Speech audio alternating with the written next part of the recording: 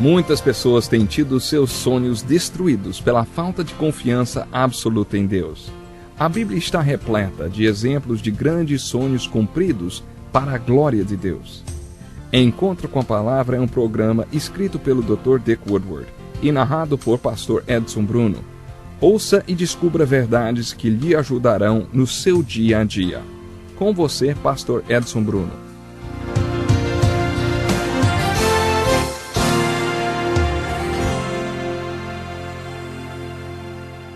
Bem-vindo para mais um programa Encontro com a Palavra. Muito obrigado por ter escolhido juntar-se a nós para estudarmos a Palavra de Deus, enquanto continuamos com o livro de Gênesis.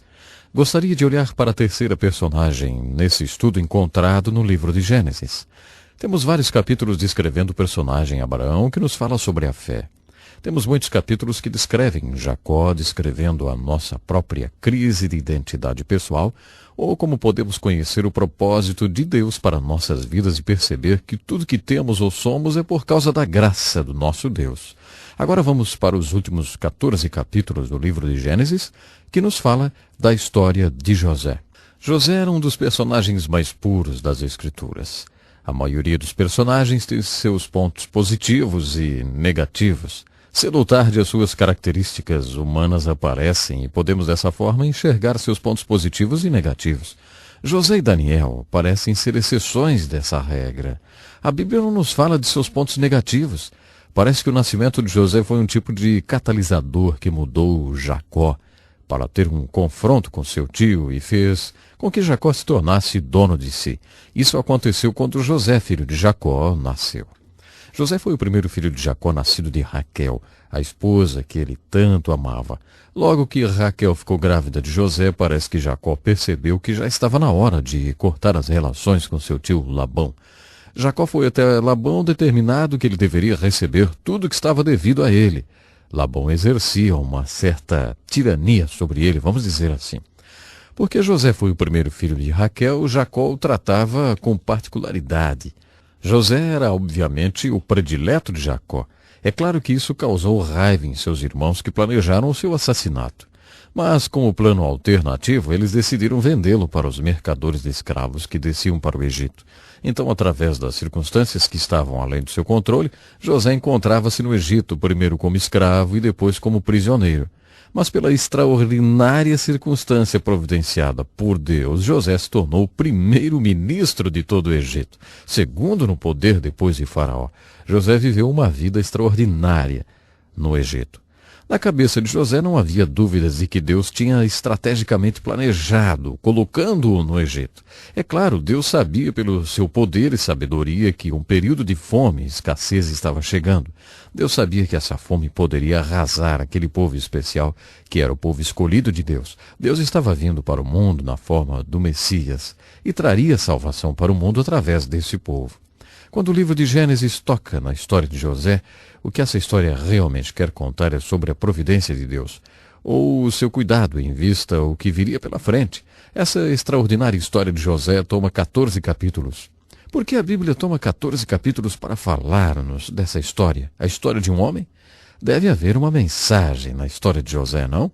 Bom, essa mensagem parece estar resumida em um versículo no Novo Testamento, Romanos 8:28, que diz: sabemos que todas as coisas concorrem para o bem daqueles que amam a Deus, daqueles que são chamados segundo o seu propósito. Esse versículo tem sido uma consolação e uma bênção para muitos através dos séculos.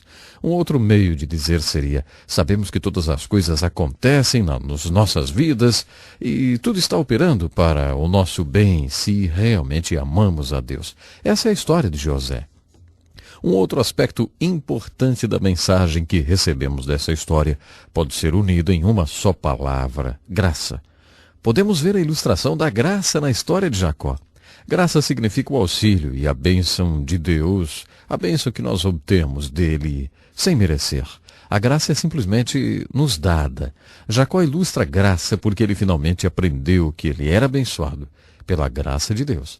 Por isso ele teve as bênçãos que teve, tanto materiais como espirituais. Antes, Jacó pensava que ele tinha recebido aquelas bênçãos espirituais e materiais porque ele era esperto, sabia passar bem a perna nos outros, o seu poder de manipulação e tal.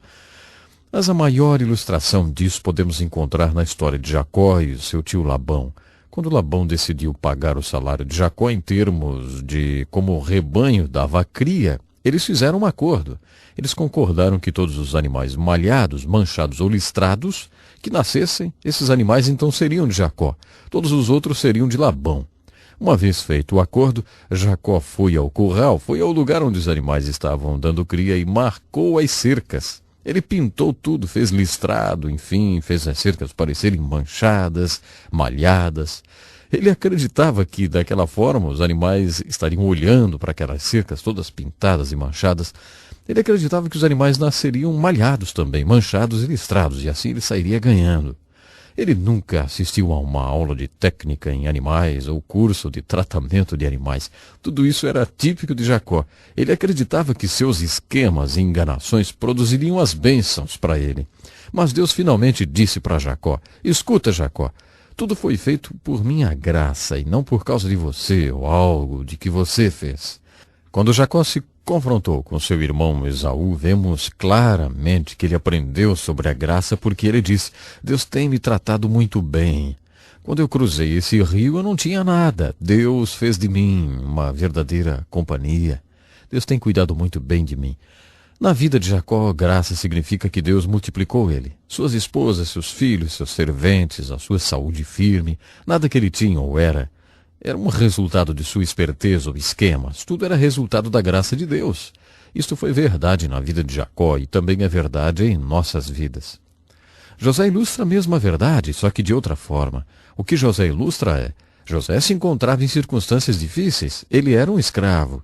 Ele estava em uma masmorra. José estava passando por todos aqueles problemas e circunstâncias, não porque ele merecia passar por tudo aquilo, mas porque através daquilo Deus poderia ser glorificado. Pela graça de Deus, Jacó foi abençoado, e pela graça de Deus, José foi chamado por Deus para viver uma vida dura. Foi por isso que Deus quis estrategicamente colocá-lo no Egito. Deus usou todas as circunstâncias para prepará-lo, para treiná-lo através daquelas experiências, de tal modo que José foi chamado para ser o salvador daquele povo. José foi preparado e ele era o único que poderia salvar o povo da fome e extinção. Ele estava no lugar certo, pronto para ser usado por Deus. No final dessa história, é óbvio que José sabia que todas as circunstâncias são parte do plano de Deus. Agora consideremos algumas aplicações práticas da história de José para as nossas vidas. Considere a relação que José tinha com seu pai e seus irmãos. Está longe de uma relação normal. Todos nós sabemos que, como pais, não devemos mostrar particularidade em relação aos nossos filhos. Já que Jacó fez de José o seu filho favorito, demonstrando particularidade para com ele, Jacó claramente não era um pai perfeito. Aquilo não era justo com os irmãos de José e também não era justo com José. Imagine todo o ódio que os irmãos tinham de José e todas as dificuldades que aquele ódio trouxe para a vida dele. A aplicação dessa parte da história é simplesmente a seguinte: nenhum de nós tem pais perfeitos. Nós viemos para o mundo com os pais já selecionados. Nós não os escolhemos. Nós viemos para esse mundo com pais e irmãos que exercem uma influência muito grande sobre nós. Eles moldam nossas vidas. Muitos de nós temos dor de cabeça e sérios problemas em nossas vidas porque nossos pais ou irmãos foram delinquentes. Mas é importante lembrar que Deus é soberano e pode superar, fazendo-nos superar as delinquências. Mesmo que os pais sejam ou não perfeitos, talvez delinquentes, até por ignorância ou até por malícia, devemos orar, como Jesus nos ensinou na cruz: Pai, perdoe-os. Eles não sabem ou não sabiam o que estavam fazendo. Mesmo que seus pais, da mesma forma, os seus irmãos e irmãs tenham contribuído para que você tenha sérios problemas, acredito que a mensagem de José é a seguinte: Deus é soberano, acima das circunstâncias de sua vida, incluindo seus pais e irmãos. Deus pode usar a influência dos seus pais e de seus irmãos e irmãs, mesmo que eles sejam delinquentes até. Deus pode usar a sua reação a eles para moldar a sua vida. Algum dia você estará sendo usado nos planos de Deus em algum lugar desse mundo. Acredito que Deus é soberano e está usando as circunstâncias em nossas vidas. Se respondermos a essas circunstâncias pela graça de Deus e com a ajuda que Ele nos dará, Deus usará essas circunstâncias para nos moldar, para o ministério que Ele nos dará um dia. Você já chegou para um lugar em sua vida em que Deus tenha aberto uma porta de oportunidade para você? Você embarcou nessa oportunidade com convicção de que Deus tem preparado você para essa oportunidade? E você acredita que toda a sua vida foi uma preparação para essa oportunidade, não? Eu já ouvi muita gente dizer que já tiveram essa experiência. Essa é uma das mensagens da vida de José. Às vezes o que chamamos de desgraça, circunstâncias além do nosso controle, muito difíceis, que fazem a gente parar para pensar, mas por que isso aconteceu comigo? Porque eu tenho esses problemas. As Escrituras estão dizendo para nós, através de José, que Deus é soberano. Ele conhece e sabe todas as coisas. E quando Deus nos concede a graça para agir nessas circunstâncias, em vez de ter reagido a elas, você descobrirá que aquelas mesmas circunstâncias, aqueles problemas que as pessoas que têm estado em sua vida desde quando você veio a este mundo, são a dinâmica que Deus está usando para moldar a sua vida. Eles são as ferramentas que Deus está usando realmente para trabalhar em você de tal forma que um dia você será chamado de acordo com os propósitos de Deus para completar o seu destino. Quando José se reencontrou com seus irmãos, sabe, eu estou assumindo que você já leu essa história, já que foi-lhe dada essa tarefa, não? Bom, mas quando José se reencontrou com seus irmãos, é muito óbvio que José já tinha a perspectiva de todo esse episódio. Em Gênesis capítulo 50, versos 19 a 20, os irmãos ficam com medo de José, uma vez que o pai deles tinha morrido. Eles achavam que José ia querer se vingar. Mas José disse o seguinte: Ei, não tenham medo de mim. Até onde eu sei, Deus transformou em bem todo o mal que vocês fizeram, porque Deus me colocou nessa posição e assim eu pude salvar a vida de muitos. Se você se perguntar, as crianças adoram fazer esse tipo de pergunta, né? Mas o que Deus faz o dia inteiro? Há muitas respostas. Uma delas poderia ser esta: Deus usa todas as coisas do mal, mesmo tramadas pelo próprio mal, e faz uma reviravolta, tirando delas o bem. Foi-nos ensinado na história de Abraão, a fé, e na vida de Jacó, que se tornou Israel, a graça. Aqui na vida de José, novamente, aprendemos sobre a graça que traz a salvação. Deus te ama de qualquer forma, mesmo quando você falha. Ele deseja estender a sua graça a você, assim como ele fez com José. Só um detalhe: você não pode mais permanecer na falha ou no pecado, não. Deus te ama, mesmo que você tenha falhado, errado, mas precisa se arrepender e se voltar para Ele e deixar de pecar, e deixar do erro, né? Bom, o tempo hoje já acabou, mas fique atento ao nosso próximo programa, onde continuaremos a nossa pesquisa, concluindo o estudo do livro de Gênesis e iniciando o estudo do livro de Êxodo. Entre em contato conosco. Eu agradeço muito a sua sintonia mais uma vez. Até o nosso próximo programa. Que lição importantíssima.